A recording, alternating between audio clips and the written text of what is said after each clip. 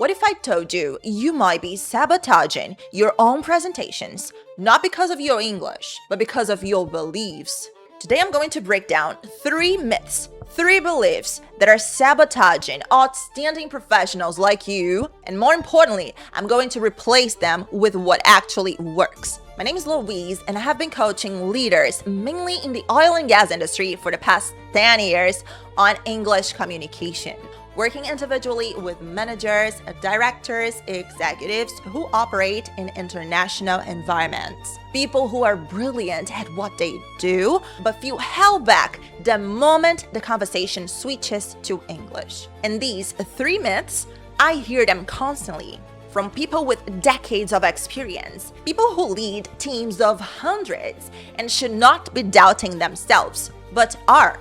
So if any of this sounds familiar, keep watching, and you'll leave this video with a new perspective.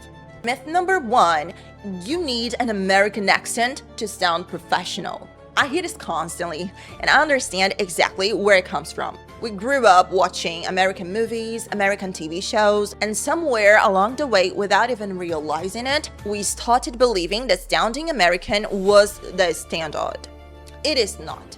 Let me give you some perspective. The international energy sector, for example, is one of the most globally diverse industries in the world. On any given platform, multinational boardroom, you will find people from Brazil, Norway, the UK, India, the UAE, etc. Nobody sounds the same, and nobody expects you to. What truly affects your credibility is not your accent. It is rushing through sentences because you're nervous. It's starting your presentation with, "Sorry, my English is not very good," without even saying a word. I have coached executives with a strong Brazilian accent who owned every room they entered because they spoke with clarity, presence, and intention. As I have seen native English speakers completely losing their audience because they had no structure and no confidence in their message. A Brazilian accent spoken with confidence and precision can be memorable. It holds personality. And in a world full of people trying to sound exactly the same, being authentic is such a competitive advantage. So stop trying to sound American. Start focusing on being understood and being remembered.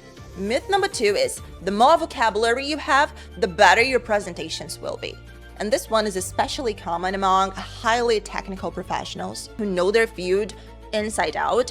They prepare elaborate sentences, but then they lose their audience somewhere in the second paragraph. Here is what actually happens when you overload your presentation with complex vocabulary. Your audience stops following the message and starts trying to decode the words. And at the moment they are decoding, they have stopped listening. You've lost them. Not because your English was bad, but because you prioritized complexity over communication. I want you to think about the most impactful presentations you've ever watched.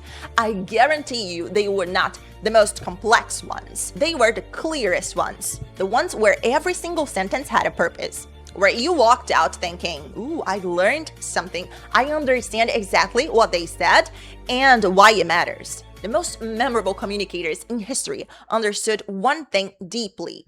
Simplicity is not a limitation.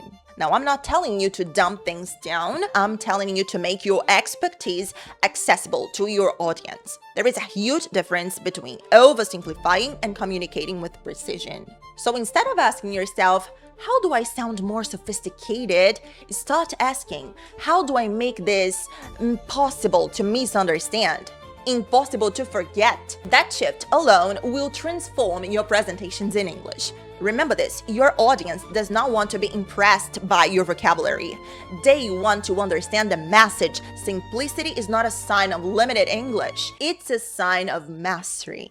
Myth number 3, and this one is the most dangerous of all. Confidence is a personality trait.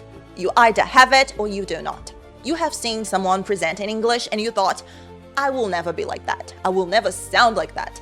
That person was born with a lot of confidence. Look at their voice, look at their body language, look at how they talk, how they act. They're just naturally confident. That's a gift. And I want to stop you right there because that thought As understandable as it is, this is a lie. When you watched that person on a stage presenting in English, what did you see? Tell me, what did you see?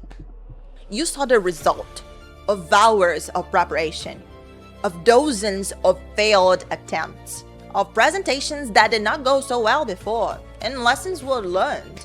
You compared your behind the scenes with their stage, and that comparison is not only unfair, it is completely misleading. Confidence is the result of doing something repeatedly until your nervous system stops treating it as a threat. It is built through exposure. Do you really think I was born like this, talking in front of a camera?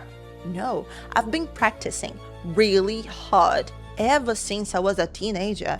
Back then, when I was 17, started to teach in front of lots of adults who were way older than me. I was teaching them English. I was teaching them how to communicate. Do not compare yourself. Confidence is not a gift some people receive and others don't. It is built through exposure, through preparation, through learning how to recover when things do not go perfectly, because they never do.